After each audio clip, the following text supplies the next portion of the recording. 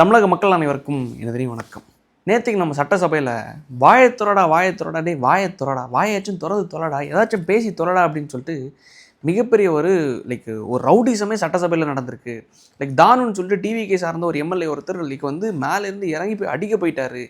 என்னடா ரவுடிகளை நீங்கள் தேர்ந்தெடுத்திருக்கீங்க, வாயை திறக்க மாட்டீங்க அப்படின்னு சொல்லிட்டு எதிர்கட்சிகள் மிகப்பெரிய லெவலில் அரசியல் பண்ணிகிட்டு இருக்காங்க. ஆக்சுவலாக உண்மையிலேயே ஒரு 2 நாட்களுக்கு முன்னாடி இந்த அட்டைகள் இந்த பதாகைகள் எல்லாம் வச்சுட்டு வந்து சட்டசபை கூட்டுனா அந்த நாள் காலையில் வந்து வாயை திறங்க சிஎம் சார் அப்படின்னு சொல்லிட்டு ஓப்பன் அப்னு சொல்லிட்டு கருப்பு பேட்ஜ் எல்லாம் போட்டு திமுககாரங்கெல்லாம் வந்திருந்தாங்கல்ல. அது ஏன் வந்திருந்தாங்க, எதை டைவெர்ட் பண்ணுறதுக்காக வந்திருந்தாங்கன்னு சொல்லிட்டு நான் சொல்லியிருந்தேன். 2000 கோடிக்கான அந்த 1000 கட்டுமானங்கள் அந்த ஃப்ளாட்டை கட்டுறதுக்காக வந்து பள்ளிக்கரணையில் வந்து ஒரு மிகப்பெரிய ஒரு ப்ராஜெக்டை கொண்டு வந்தாங்க டிஎம்கேட கவர்மெண்ட்டில். அந்த ப்ராஜெக்டை வந்து அதுக்கான அந்த ஒட்டுமொத்த என்விரான்மெண்ட் கிளியரன்ஸ் லைசன்ஸையும் கேன்சல் பண்ணி விட்டாங்க, ரிவோக் பண்ணி விட்டாங்க. அதை வந்து அந்த கெட்ட பேர் அவங்க மேலே வந்துடக்கூடாது பாலிமர் நியூஸ்காரன் போட்டுவிட்டான். ஆனால் வேறு எல்லா நியூஸ் சேனலில் என்ன வந்துச்சு தெரியுமா, அன்றைக்கி அட்டையை தூக்கி விஜயை ஓட விட்ட திமுகவினர் அப்படின்னு சொல்லிட்டு தான் வந்துச்சு. அதே மாதிரி தான் நேற்றுக்கு எதற்காக இந்த ஒட்டுமொத்தமாக இந்த அமளி அப்படின்னு சொல்லிட்டு விஷயத்தை பார்த்தா அதுக்கு பின்னாடி தான் இன்னொரு சம்பவம் வருது. ஆளுங்கட்சியை சார்ந்து டிவிக்கு வந்து ஒரு சம்பவத்தை பண்ணுறாங்க. என்னென்னா, லாஸ்ட் ஒரு 25 ஆண்டுகளாக கிட்டத்தட்ட இன்றைக்கி 2026 லாஸ்ட் வந்து கிட்டத்தட்ட டாஸ்மாக் வந்து முறையாக எம்ஜிஆர் அவர்கள் வந்து முறைப்படுத்துகிறாரு.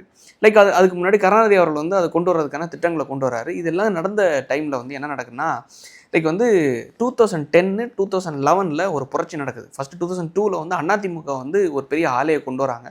எப்போவுமே நம்ம ஓப்பனப்பாக பேசி ஆகணும், யாரால் தொடங்கப்பட்ட அதிமுக தான் இது வந்து டாஸ்மாக் வந்து முறையாக எம்ஜிஆர் அவரோட பீரியடில் தான் முறையாக கொண்டு வராங்க. கொண்டு வந்ததுக்கப்புறமா 2002 மிடாஸ்ன்னு சொல்லிட்டு ஒரு கம்பெனிக்கு இந்த சரக்கு தயாரிக்கிறதுக்கான லைசன்ஸ் வந்து கொடுக்குறாங்க. இது கரெக்டாக 2002 ஜெயலலிதா அம்மையார் அவருடைய ஆட்சியில் நடக்குது, அதிமுக ஆட்சியில். ரெண்டாவது அதுக்கு அடுத்தது 2010 எஸ்என்ஜேன்னு சொல்லிட்டு ஒரு நிறுவனம் இருக்குது. எஸ்என் ஜெயக்குமார்னு சொல்லிட்டு ஒருத்தருடைய டாஸ்மாக், அதாவது டாஸ்மாகில் விற்கப்படுற பெருவாரியான சரக்குகள் வந்து இந்த சரக்கு ஆலையிலேருந்து தான் தயாரிக்கப்படுது. எஸ்என் ஜெயக்குமார் அவருடைய நிறுவனம். அதே 2010 தான் கால்ஸ்ன்னு சொல்லிட்டு இன்னொரு நிறுவனத்துக்கும் லைசன்ஸ் கொடுக்குறாங்க. இது எல்லாமே எப்போ நடக்குது, 2002 அதிமுக ஆட்சி காலகட்டத்தில் மிடாஸுக்கு கொடுக்குறாங்க. 2010 வந்து டிஎம்கேட ஆட்சி காலகட்டத்தில் எஸ்என் ஜெயக்குமார் அவருடைய நிறுவனத்துக்கும் வாசுதேவன் அவருடைய கால்ஸ் என்ற நிறுவனத்துக்கும் கொடுக்குறாங்க. இந்த 3 நிறுவனங்கள் தான் தொடங்கப்பட்ட நாள்லேருந்து இன்னைக்கு வரைக்கும் டாஸ்மாகில் நீங்கள் எந்த கடையில் நீங்கள் போனாலும் சரி விலை கூடின இம்போர்ட்டட் சரக்குகள் வந்து கிடைக்காது. இப்போ எக்ஸாம்பிளுக்கு வந்து பட்வைசர்னு சொல்லிட்டு ஒரு பியர் இருக்குது. இதை தாண்டி வந்து பல பெரிய பிராண்ட்ஸ் இருக்குது. இப்போ எக்ஸாம்பிளுக்கு ஜின்னு, ஃபாக்ஸ், இந்த பெரிய விக்ஸி அப்படின்னு சொல்லிட்டு பெரிய பிராண்ட்ஸ் எல்லாம் இருக்குது. இந்த பிராண்ட்ஸ் எல்லாம் எங்கே கிடைக்கும்னா, நீங்கள் தமிழ்நாட்டில் கிடைக்கும். எங்கே கிடைக்கும்னா எலைட் கடைகளில் கிடைக்கும். எலைட்டில் போய் நீங்கள் வாங்க போனீங்கன்னா அது ஒரு காஸ்ட் இருக்கும். ஆனால் அதே சரக்கு நீங்கள் வந்து பாண்டிச்சேரியில் போய் நீங்கள் வாங்கினீங்கன்னு வைங்களேன், அங்கே காஸ்ட்டு கம்மி. அங்கே காஸ்ட்டும் கம்மி, சரக்கோட குவாலிட்டியும் நல்லாயிருக்கும். ஆனால் இங்கே வந்து காஸ்ட்டும் அதிகம், சரக்கோட குவாலிட்டியும் அந்தளவுக்கு இருக்காதுன்னு சொல்லிட்டு பல குடிமகன்கள் ரிவ்யூ கொடுத்துருக்காங்க. ஸோ அப்படி இருக்கிற சுச்சுவேஷனில் ஏன் இங்கே வந்து இங்கே கடைகள் எல்லாம் இது மட்டும் விற்கப்படுதுன்னு சொல்லிட்டு இப்போ நீங்கள் பார்த்தீங்கன்னா அதுதான் மோனோபோலி. இந்த 3 நிறுவனங்களும் டிஎம்கே, அதிமுக, திமுகன்னு சொல்லிட்டு இந்த கட்சியோட ஆட்சி காலகட்டத்தில் இவங்களுக்கு லைசன்ஸை வழங்கினாங்க. லைசன்ஸை வழங்கி இது கிவ் அண்ட் டேக் பாலிசின்னு சொல்லுவாங்க இல்லை, நான் உனக்கு தரேன், நீ எனக்கு கொடு. அதே மாதிரி தான் ஆதாரத்தோடு தான் நம்ம பல விஷயங்களை பேசணும், சும்மா அடிச்சு விடக்கூடாது இல்லை. அதே மாதிரி தான் 2010 சரக்கு தயாரிக்கிறதுக்கான லைசன்ஸை கருணாநிதி அவர்கள் கொடுக்குறாரு, அவரோட பீரியடில் தான் கொடுக்குறாங்க. 2011 இதுக்கு ஒரு கைமாறு பண்ணணும்ல, வந்து அவர் கொடுத்துருக்காரு, அதுக்கு வந்து ஒரு கைமாத்தா பண்ணணும்ல. கைமாத்தா பண்ணுறது மாதிரி தான் பொன்னார் சத்யான்னு சொல்லிட்டு ஒரு படம் 2011 எடுக்கிறாங்க. யாரோட கதை தெரியுமா, யாரோட எழுத்து இயக்கத்தில் எடுக்கப்பட்ட படம் தெரியுமா? கருணாநிதி அவர்களுடைய எழுத்து இயக்கத்தில் எடுக்கப்பட்ட படம் தான் அந்த பொன்னார் சத்யான்னு சொல்லிட்டு. அந்த படத்துக்கு ப்ரொடியூஸ் பண்ணவர் யார் தெரியுமா? எஸ்என் ஜெயக்குமார் அவர்கள். இந்த எஸ்என் ஜெயக்குமார் அவர்கள் கிட்டத்தட்ட 25-30 கோடி ரூபா பட்ஜெட்டில் அந்த படத்தை எடுக்கிறாங்க. அந்த காலகட்டத்தில் இன்றைக்கி 30 கோடி 40 கோடி 50 கோடினா அது பெரிய படம், 100 கோடினா பெரிய படம்.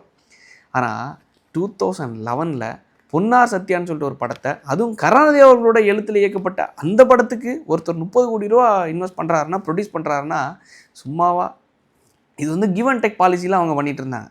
இப்போ ஏற்பட்ட சம்பவத்தில் தான் இந்த 3 கம்பெனிகளுக்கும் அதிமுக வந்தால் மிடாஸ்க்கு, திமுகனா இந்த 2 நிறுவனங்கள். ஸோ இவங்க 3 பேர் தான் மோனோபாலியாக வந்து நம்மளோட டாஸ்மாக் வந்து ஆளுமை பண்ணிகிட்டு இருந்தாங்க. ஆனால் இப்போ நம்மளோட டிவிக்கு கவர்மெண்ட் வந்ததுக்கப்புறமா என்ன பண்ணியிருக்காங்க தெரியுமா? டாஸ்மாக் கடைகளை ஏற்கனவே 717 770 கடைகள் வந்து தமிழ்நாடு முழுவதுமாக க்ளோஸ் பண்ணியிருக்காங்க. க்ளோஸ் பண்ணதுக்கப்புறமா உண்மையிலே இது ஒரு விதத்தில் நல்ல திட்டமாக இருந்தாலும் இன்னொரு விதத்தில் குடிமகன்களுக்கும் மக்களுக்கும் ஒரு தவறான ஒரு திட்டம் தான். நான் ஏன்னு சொல்லிட்டு அதையும் சொல்லிடுறேன். ஆக்சுவலாக என்னென்னா, ஏற்கனவே இருக்க கடைகள் ஒரு 10க்கு 10 கடைகள் இருக்குது. 10க்கு 10 ஸ்கொயர் ஃபீட், ஒரு 100 ஸ்கொயர் ஃபீட்டில் ஒரு கடை இருக்குதுன்னு வச்சுக்கோங்களேன். இந்த கடையை இனி எக்ஸ்டெண்ட் பண்ண போகிறாங்களா? லைக் ஒரு எலைட்டுக்கு நீங்கள் போனீங்கன்னா அது வந்து எப்படியும் ஒரு 200 ஸ்கொயர் ஃபீட் 300 ஸ்கொயர் ஃபீட் இருக்கும். கடை கொஞ்சம் பெருசாக இருக்கும், கொஞ்சம் எலைட்டாக நல்லா ஃபுல்லாக ஏசி போட்டு வச்சுருப்பாங்க. ஆனால் இங்கே எப்படின்னா அது எதுவுமே இருக்காது. கிட்டத்தட்ட 250 ஸ்கொயர் ஃபீட் எக்ஸ்ட்ரா ஆக்கி ஏற்கனவே இருக்கிற 100 ஸ்கொயர் ஃபீட் கூட 350 400 ஸ்கொயர் ஃபீட்டாக டாஸ்மாக் கடையை பெருசாக போகிறாங்க. டாஸ்மாக் கடையை பெருசாக்கி ஏசி போட்டு அதில் கோல்டு ஸ்டோரேஜ் வச்சு இம்போர்ட்டட் சரக்குகள் ஆஸ்திரேலியா, ஸ்பெயின், அதை தாண்டி வந்து சுவிட்சர்லாந்தெல்லாம் அது வந்து அதில் பேர் போனது. இதில் பல நாடுகளில் தயாரிக்கப்படுற சரக்குகள் இது எல்லாத்தையும் இங்கே வந்து எப்படி பாண்டிச்சேரியில் சரக்கு கிடைக்குதோ, எப்படி எலைட்டில் கிடைக்குதோ, அதே மாதிரி எல்லா சரக்கும் இங்கே குவாலிட்டியாக கிடைக்கிற அளவுக்கு இங்கே கோல்டு ஸ்டோரேஜை உருவாக்கி இங்கே வந்து ஸ்டோர் பண்ணி விற்க போகிறாங்களாம். யாருன்னா டாஸ்மாக். இதை பண்ணுறது மூலமாக எல்லா பிராண்ட்ஸும் உள்ளே வந்துடுவாங்க. எஸ்என்ஜே, கால்ஸு, மிடாஸ்ன்னு சொல்லிட்டு இந்த பர்டிகுலர் பிராண்ட்ஸோட சரக்குகள் மட்டும் இங்கே இருக்காது. எல்லா பிராண்ட்ஸும் உள்ளே வந்துடுவாங்க.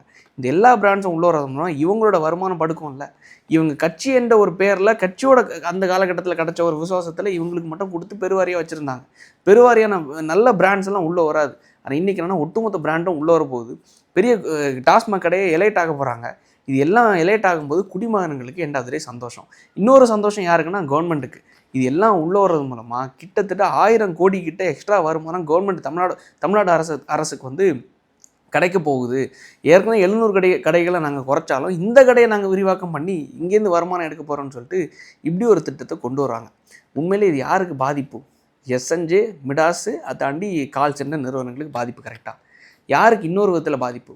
மக்களுக்கு. உண்மையிலேயே இந்த இடத்துல நம்மளோட தமிழ் பானம் கிடையாது, இயற்கை பானமான கல்லுங்கிற ஒரு விஷயம் இருக்குது. எவ்வளோ விஷயம் பண்ணுறீங்க. கேரளான்னு ஒரு ஸ்டேட் இருக்குது.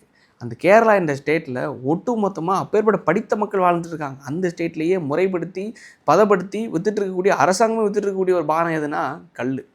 ஸோ இவ்வளோ விஷயம் பண்ணுறீங்க. இந்த பிராண்டை மோனோபொலியை உடைக்கணும்னு ஒரு விஷயத்த பண்ணுறீங்க, எல்லாம் ரைட்டு. ஆனால் இந்த பர்டிகுலர் சம்பவத்தை இந்த இந்த கல்லுங்கிற ஒரு விஷயத்தை நீங்கள் இன்னும் முறைப்படுத்தி பண்ணிங்கன்னா உண்மையிலே விவசாயிகளும் நல்லா இருப்பாங்க, குடிமகன்களும் நல்லா இருப்பாங்க. அந்த குடிமகன்களால் எந்த ஒரு குடும்பமும் பாதிக்கப்படாதுன்னு நான் நம்புகிறேன். மக்கள் இதில் உங்களோட ஒப்பீனியன் என்னங்கிறதையும் தயவு செஞ்சு கமெண்ட்ஸில் சொல்லுங்கள். இந்த ஒரு சம்பவத்தை டாஸ்மாக் துறையில் பெருவாரியாக மாற்றம் பண்ணுறாங்கல்ல, இதுதான் பெருவாரியாக பேச்சு பொருளாக மாறிடும். இதை வந்து இவங்க ப்ரொமோட் பண்ணிடுவாங்க. இது ரீல்ஸு, இன்ஸ்டாகிராம், ஃபேஸ்புக்னு சொல்லிட்டு ட்ரெண்ட் ஆயிரும்ங்கிறதுக்காக தான் நேற்றுக்கு தேவையில்லாத அமளி. நேற்றுக்கு என்ன விவாதம் தெரியுமா? லைக் வந்து தொகுதி பிரச்சனையை பற்றி விவாதிக்கிறதுக்காக ஒரு கூட்டத்தொடர் வச்சுருப்பாங்க. பட்ஜெட் கூட்டத்தொடர்னு சொல்லிட்டு வச்சுருப்பாங்க. அந்த பட்ஜெட் முழுவதுமாக எந்தெந்த துறைகளுக்கு எவ்வளோ பணம் ஒதுக்கியிருக்காங்க, இந்த துறைக்கு இவ்வளோ ஒதுக்கியிருக்காங்களா, இல்லை வந்து லைக் கனிமூலத்துறைக்கு இவ்வளோ ஒதுக்கியிருக்காங்களா, இல்லை பிற்படுத்தோர் நலத்துறைக்கு இவ்வளோ ஒதுக்கியிருக்காங்களா, இல்லை நகராட்சி துறைக்கு இவ்வளோ ஒதுக்கியிருக்காங்களா, அந்த துறைக்கான வாதங்கள் நடக்கும். எங்கள் தொகுதியில் இந்த பிரச்சனை நடக்குது சார், ஸோ இதுக்காக இவ்வளோ நிதி வேணும்னு சொல்லிட்டு நிதியை வாங்கிட்டு வருவாங்க. தொகுதியில் போய் பெருமையாக சொல்லுவாங்க. இது மாதிரி வாதம்னா நேத்திக்கு அந்த வாதங்களை நம்ம ஏற்க முடியும். கரெக்டாக வாயை திறங்க, நாங்கள் கேட்ட கேள்விக்கு பதில் சொல்லுங்கள் அப்படின்னு சொல்லிட்டு. இல்லை லைக் வந்து தொகுதி பிரச்சனையை தாண்டி பட்ஜெட் பிரச்சனை, இந்த வாதங்கள்லாம் சரி ஓகே கேட்குறதுக்கான நியாயம் இருக்குது. நேற்றுக்கு என்ன கூட்டத்தொடர் தெரியுமா? ஸ்பீக்கர், அதாவது சபாநாயகரோட வாதத்துக்கு நன்றி சொல்லும் ஒரு கூட்டத்தொடர்.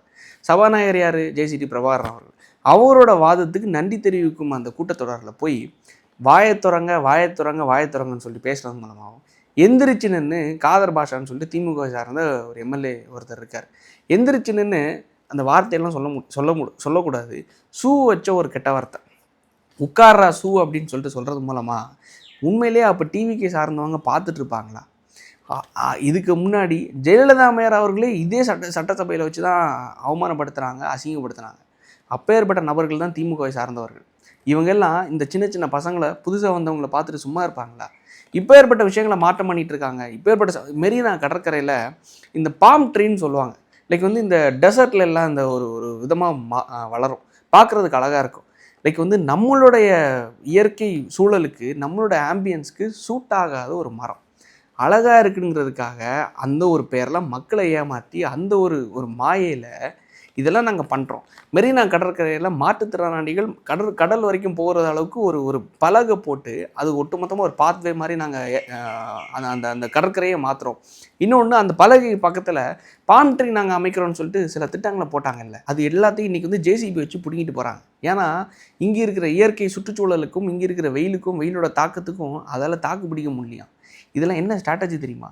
இது மாதிரி ஒரு திட்டத்தை கொண்டு வந்து அதுக்கு பல 100 கோடிகளை இன்வெஸ்ட் பண்ணி இங்கே பாருங்கள். ஆனால் நாங்கள் அப்போ பண்ணோம், ஆனால் இன்றைக்கி வந்து அதை வந்து சரிப்படுத்த முடியல, இயற்கை சூழல் காரணத்தினால அதனால் வளர முடியலை.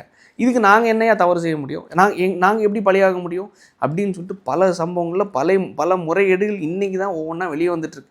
2000 கோடிக்கு சதுப்பு நில அந்த ஒட்டுமொத்த ஏரியையும் அழிக்க நினச்ச ப்ராஜெக்ட், இது எல்லாத்தையும் ஒரு கட்சி வெளியே கொண்டு வரும்போது அதை மறைக்கிறதுக்காக இந்த மாதிரி அட்டையை தூக்கிட்டு வந்துட்டோம், அதை மறைக்கிறதுக்காக இந்த மாதிரி இந்த சட்டசபையில் அமளி நடந்துருச்சு. இதெல்லாம் நம்ம அண்ணன் ஒருத்தர் பேசிகிட்டு இருக்காரு. சட்டசபையில் மிகப்பெரிய ரவுடிசமே நடக்குது. ரவுடிகளை நீங்கள் தேர்ந்தெடுத்து சட்டசபைக்குள்ளே அமைச்சிருக்கீங்க. இப்பேற்பட்ட ரவுடி பயலுங்களாம் உள்ளே போய் என்ன பண்ணியிருக்காங்க பாருங்கள். சட்டசபையில் வாழ்நாளில் நடக்காத அளவுக்கு ஒரு அமளி நடந்திருக்கு அப்படின்னு சொல்லிட்டு வாயை திறக்காத சிஎம் சொல்லிட்டு அதுக்கடுத்து இன்னொன்று ஒரு டயலாக் மாதிரி பேசுகிறார். லைக் வந்து சமந்தாவிடம் பேசிய விஜய், சமந்தாவின் சேலையை பாருங்கள், அதுவும் டிவிக்கு சேலை மாதிரி இருக்கிறது. லைக் வந்து விஜயின் அழகை பாருங்கள், விஜயின் கோட்டை பாருங்கள், விஜயின் நடையை பாருங்கள், விஜயின் ஷூவை பாருங்கள் அப்படின்னு சொல்லிட்டு நியூஸ் கார்டு போட்டுட்ருக்காங்கன்னு சொல்லிட்டு இங்கே பேசிகிட்டு இருக்காங்க.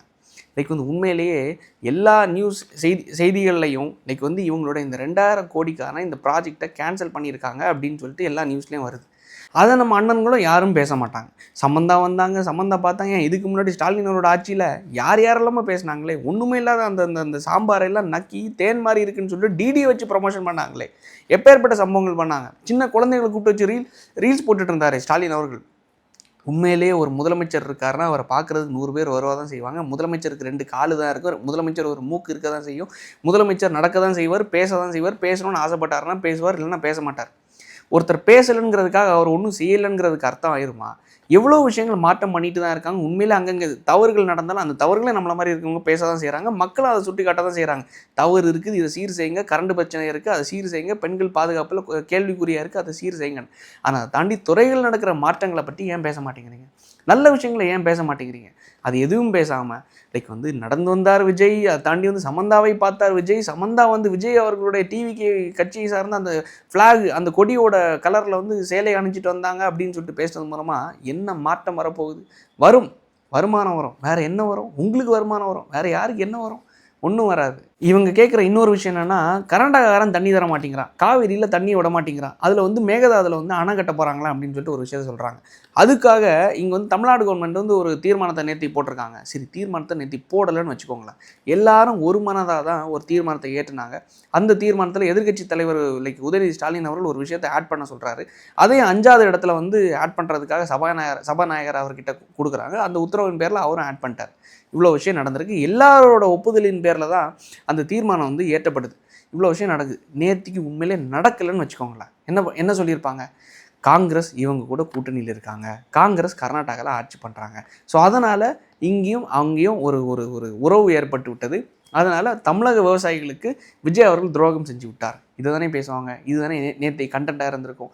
பேசினால தீர்மானம் ஏற்றுனனால என்ன சொல்லியிருக்காங்க? 2004 ஓபிஎஸ் அவர்கள் ஆல்ரெடி ஏற்றிட்டார். அதுக்கு அடுத்தது ஸ்டாலின் அவர்கள் ஏற்றினார், அதுக்கடுத்து எடப்பாடி அவர்கள் ஏற்றினார், அதுக்கடுத்து ஜெயலலிதா அவர்கள் ஏற்றினார் அப்படின்னு சொல்லிட்டு ஒரு 4 காலகட்டம் 2004, 2012, 2016, 2018, 2021ன்னு சொல்லிட்டு 4 காலகட்டங்களை சொல்லி லைக் இந்த காலகட்டங்களை வந்து இவங்கெல்லாம் ஏற்றிருக்காங்க. அதனால எந்த பயனும் இல்லை. இப்போ மட்டும் என்ன பயன் இருக்குது அப்படின்னு சொல்லிட்டு இவங்க ஏற்றினதுக்கு அப்புறமா தான் டிகே சிவகுமார் அவர்கள் இதுக்கு முன்னாடி ஆட்சியில் வர்றதுக்காக பிரச்சாரம் பண்ண டிகே சிவகுமார் அவர்கள் கர்நாடகாவில் எப்படி பிரச்சாரம் பண்ணாருன்னு சொல்லிட்டு அண்ணன் அவர்களே அவரோட வீடியோவில் சொல்லியிருக்காரு. நம் நீர் நம் உரிமை அப்படின்னு சொல்லிட்டு அதை வந்து கர்நாடக மொழியில் வந்து அவர் வந்து பிரச்சாரம் பண்ணியிருக்காரு. அதே மாதிரி அப்படி பிரச்சாரம் பண்ண டிகே சிவகுமார் அவர்கள் நேற்றுக்கு என்ன பதிவு பண்ணியிருக்காரு தெரியுமா? லைக் வந்து தமிழக விவசாயிகளும் தமிழக மக்களும் நல்லா இருக்கணும், கர்நாடக மக்களும் நல்லா இருக்கணும். ஸோ அதன்படி 2 பேரும் ஒரு மீட்டிங் போட்டு உட்கார்ந்து டிஸ்கஸ் பண்ணி நம்ம வந்து இதுக்கான ரிசல்ட் என்னங்கிறத நம்ம விவாதம் பண்ணி கொண்டு வருவோம் அப்படின்னு சொல்லிட்டு நேற்றுக்கு ப்ரெஸ் மீட்டில் சொல்லியிருக்காரு. தீர்மானம் ஏற்றப்படலைன்னா, எதுவுமே பேசலைன்னா ஏன் அவர் பேச போகிறாரு? உண்மையிலேயே 2 மாநிலத்தை சார்ந்த முதல்வர்களும் பேசியிருக்காங்க. அதுக்கான டிஸ்கஷனுக்கான லைக் வந்து முயற்சிகளையும் எடுக்க போகிறாங்க. இப்பேற்பட்ட விஷயம் நடந்திருக்கு. 2000 கோடிக்கான ப்ராஜெக்டை கேன்சல் பண்ணியிருக்காங்க. அதை தாண்டி வந்து பல லஞ்சங்களையும் ஒழிக்கிறதுக்காக பல திட்டங்களை கொண்டு வந்திருக்காங்க. டாஸ்மாக் துறைகளில் மோனோபோலி இருக்கக்கூடாது, அங்கேயும் மாற்றம் வரணும்னு சொல்லிட்டு அந்த மாற்றத்தையும் கொண்டு வந்திருக்காங்க. அதுவும் நேற்றைக்கு தான். இது எதுவுமே பேசாத அண்ணன்களும் இதை எதை எடுத்தாலும் கண்டென்ட், எதை எடுத்தாலும் குறை சொல்லணும்னா எப்படி தான் நம்ம இது பண்ணணுங்கிறது தெரில. அதில் என்ன அறம் இருக்குங்கிறதா எனக்கு தெரில.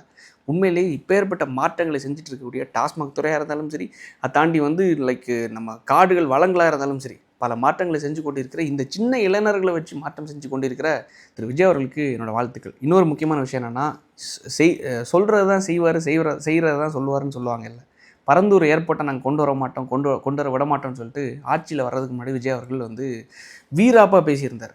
உண்மையிலே இன்றைக்கும் அதே நிலைப்பாடு தான். பரந்தூர் ஏர்போர்ட்டை நாங்கள் கொண்டு வர விட மாட்டோம்னு சொல்லிட்டு. இது வந்து எதிர்க்கட்சிகள் எப்படி அரசியல் பண்ணுறாங்க தெரியுமா? லைக் வந்து டெவலப்மெண்ட்டுக்கு, அதாவது வளர்ச்சிக்கு தடையாக இருக்காங்க இந்த அரசு அப்படின்னு சொல்லிட்டு. அவங்க திமுகவோட ஆட்சியில் தான் பரந்தூர் ஏர்போர்ட்டை வந்து மத்திய அரசாங்கம் கொண்டு வர்றதா அந்த திட்டங்கள் எல்லாம் கொண்டு வந்து நிலத்தை வந்து கையகப்படுத்துறதுக்கான எல்லா வேலையும் ஆரம்பித்து அங்கே ரெஜிஸ்ட்ரேஷன்லாம் முக்கால்வாசி முடிஞ்சிருச்சு. நடந்ததுக்கப்புறமா இப்போ வந்து தமிழக அரசு நாங்கள் அன்றைக்கி சொன்ன மாதிரி இன்றைக்கி நாங்கள் அதை கொண்டு வர விட மாட்டோம், எதிர்ப்பு தெரிவிக்கிறோம் உள்ள நிலைமையை, அந்த நிலைப்பாட்டை நேற்றுக்கு அது நியூஸாக ஹைலைட் ஆச்சு. ஏன் அதை பேசலை? ஏன் அதை யாரும் பேசலை? யார் அது ஹைலைட் ஆக்கப்படலை? என்ன விஷயம் ஹைலைட் ஆக்கப்பட்டது தெரியுமா? சட்டசபையில் நேற்றுக்கு மிகப்பெரிய சண்டை.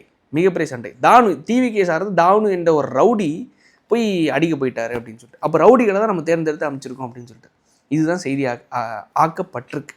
உண்மையிலேயே நல்ல விஷயங்கள் பண்ணுறாங்க, சின்ன சின்ன தவறுகளும் இருக்குது. ஆனால் நல்ல விஷயங்களை நம்ம பேசி தானே ஆகணும். அதுக்காக நான் டிவிக்கே ஜால்ராவாக மாற முடியாது. தவறுகளை நம்ம பேசி தான் ஆகணும்.